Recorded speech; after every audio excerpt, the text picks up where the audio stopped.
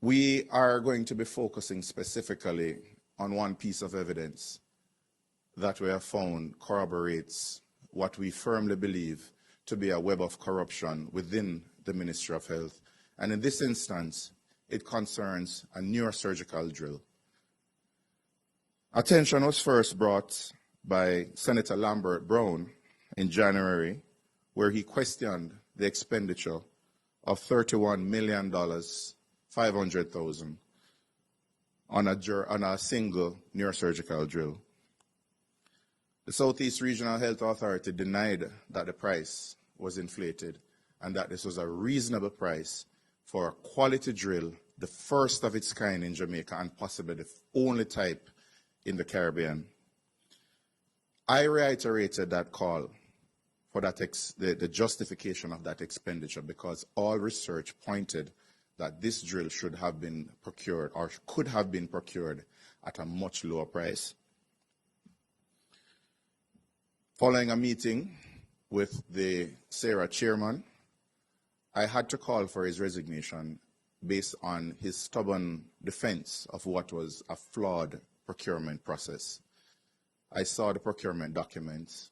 I saw where the process was hijacked, where an internal source determined that a fair price for that drill was 32 million Jamaican dollars.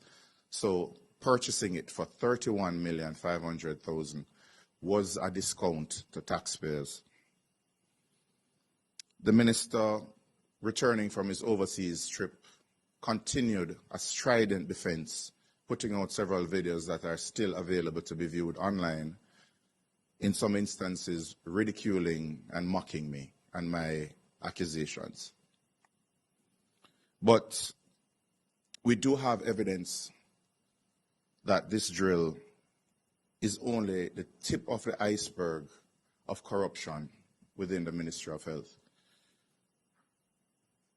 In November last year, just before the drill was purchased by SARA for the Bustamante Hospital for Children for $31,500,000, two drills of the same type, EM200, same manufacturer, same specifications, same model numbers, were brought in by one company, the company that won the bid to supply that $31 million drill.